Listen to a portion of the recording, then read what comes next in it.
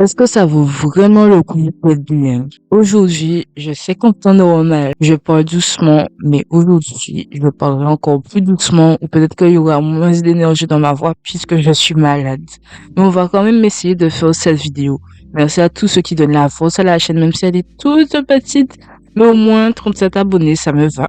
On va continuer à faire mieux et on pourra évoluer ensemble. Certains diront qu'une personne bilingue est celle qui est capable de communiquer dans une langue autre que sa langue maternelle, mais sans pour autant en avoir une maîtrise parfaite. Il est extrêmement difficile d'estimer combien le monde compte de locuteurs bilingues, mais l'estimation générale est qu'environ la moitié de la population mondiale parle au moins deux langues. Bilingue, ça veut dire quoi? On considère un individu bilingue quand il est exposé à deux langues et s'il est capable de les utiliser régulièrement dans la vie quotidienne, sans forcément les maîtriser parfaitement. En effet, la maîtrise de chacune des langues varie d'une personne à une autre. Il est même très rare d'avoir un bilinguisme total, c'est-à-dire identique dans chacune de ces langues. Il y a très souvent chez les bilingues une langue dominante. Passons au point 1 où on a l'habitude d'entendre. Mais il y a on s'imagine tellement d'avantages d'être bilingue, mais est-ce qu'on pense également à l'impact négatif que ça peut avoir? Un enfant ne fait pas de différence. On parle de bilinguisme précoce lorsque l'exposition à la seconde langue se fait avant l'âge de 6 ou 7 ans, alors que l'enfant est encore dans sa phase de construction du langage, car on voit bien que c'est à cet âge-là qu'il commence à mieux articuler, à plus découvrir une langue. Si la seconde langue est introduite avant l'âge de 3 ans, le bilinguisme est qualifié de simultané. Sinon, on dit consécutif, car il commence à apprendre avec une langue, puis il passera à l'apprentissage d'une deuxième langue. Malheureusement, à partir de 11 ou 12 ans, l'apprentissage peut être moins spontané, notamment si l'enfant est conscient du risque d'erreur et là, il s'exprimera moins spontanément. Selon des idées reçues, les enfants ne s'adaptent pas aux langues, aux cultures, ou voire même ont des troubles du langage. Pourtant, il y a de ces idées reçues qui sont à combattre absolument, comme le fait que le bilinguisme soit une exception, or qu'on estime que 65 à 70% de la population mondiale est soit bilingue ou multilingue. On peut également penser que le bilinguisme peut entraîner un retard de l'acquisition du langage, or que non. Le développement du langage chez un enfant exposé à plusieurs langues se fait en moyenne au même âge qu'un enfant monolingue, donc ne parle qu'une seule langue.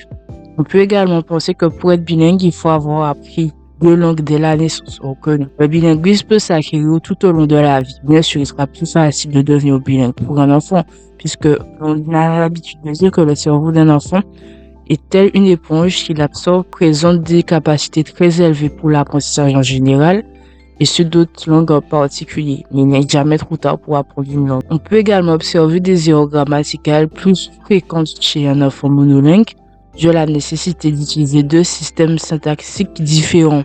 On pourra penser aussi que ça sera l'enfant bilingue, or que peut-être qu'au début, l'enfant aura des difficultés avec la langue, ce qu'on verra plus avec les prochains faits que je vais énoncer, mais à force de s'habituer, l'enfant aura un registre plus élevé qu'un enfant qui parle une seule langue, qu'on va réunir les deux langues qu'il parle. Parlons du premier fait, qui est le fait qu'on confond vraiment les deux langues. Pourquoi je dis on?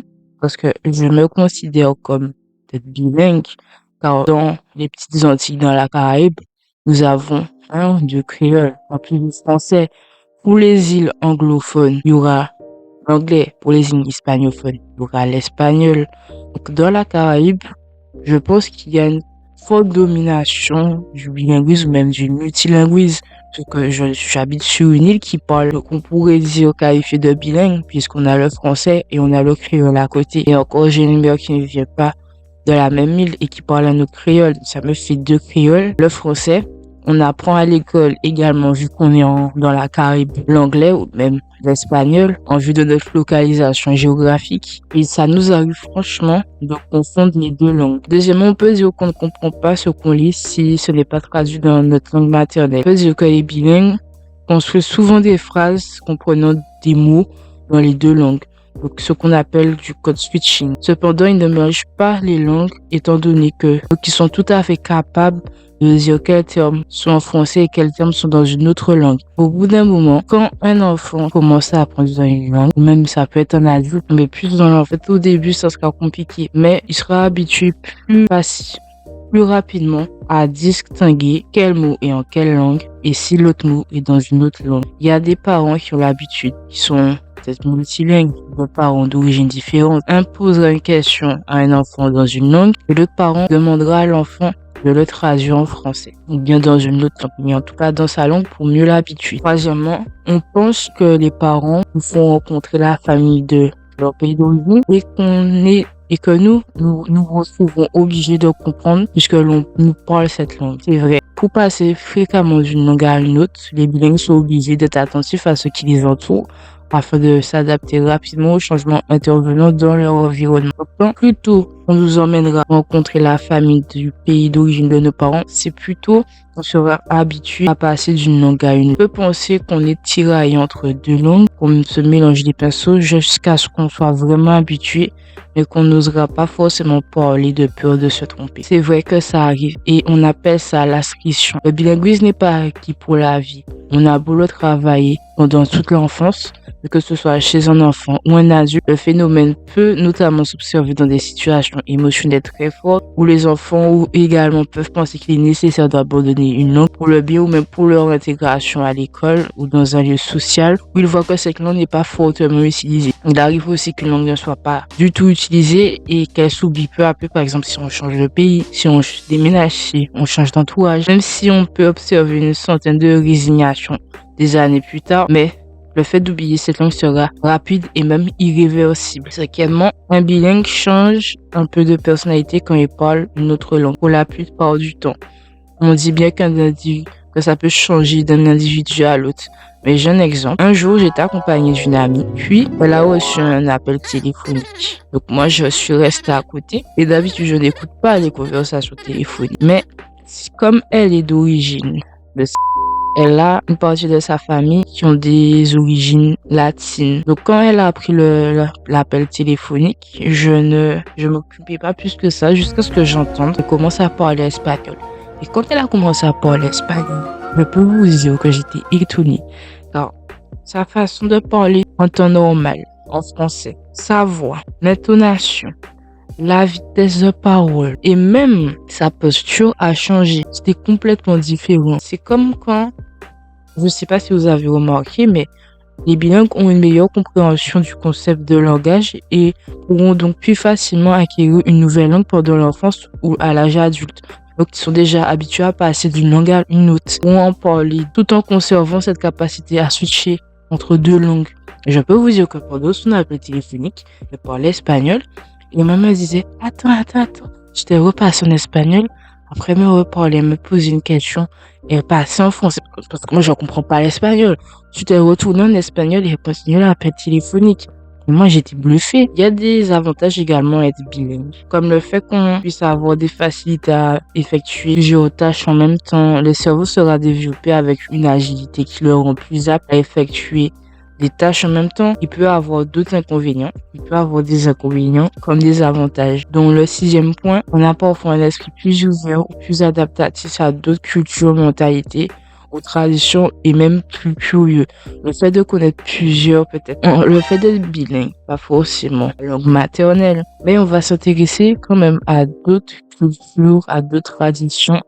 Et quand les langues sont déjà là et qu'on les apprend par rapport à notre famille, au pays où on habite, on connaîtra plus de cultures et on sera plus curieux d'en connaître. Septièmement, on ne s'intéresse pas forcément aux mêmes choses dans les différentes cultures et langues que l'on parle. Parlons un peu des produits consommés. Les produits consommés. Si par exemple on apprend l'anglais, ce qui va nous intéresser dans la culture peut-être américaine, on va dire, ne va pas nous intéresser dans la culture française ou même dans la culture antillaise, hispanophone. Ça peut varier. Je parle d'hispanophone en prenant en compte dans la Caraïbe.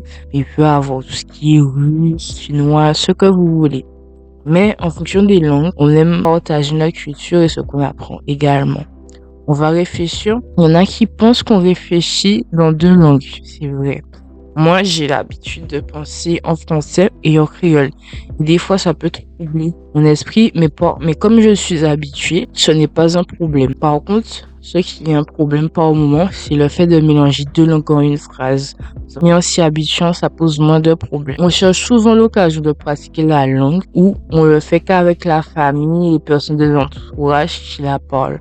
On a plus de capacité à résoudre des problèmes mathématiques selon une étude sur des monolingues ou même bilingues, pas peut-être forcément des bilingues d'origine française, anglaise, non, c'était plus des tchouk et hébreux. Peu importe l'âge qu'on a, que tu sois un homme ou une femme, on a remarqué que le bilinguisme apportait la résolution de problèmes plus développés, que ce soit en mathématiques ou en général. Et plus on est bilingue, plus on est créatif dans deux langues. Car par exemple, un français ou un anglais. Je vais beaucoup prendre cet exemple de français-anglais. Mais un français-anglais, dans le français, dans l'anglais, dans la langue du français, dans la langue de l'anglais, niveau structure des phrases, c'est complètement différent. La grammaire, tout est différent. Parce que tout est différent. La formulation, une phrase en français ne sera pas la même en anglais.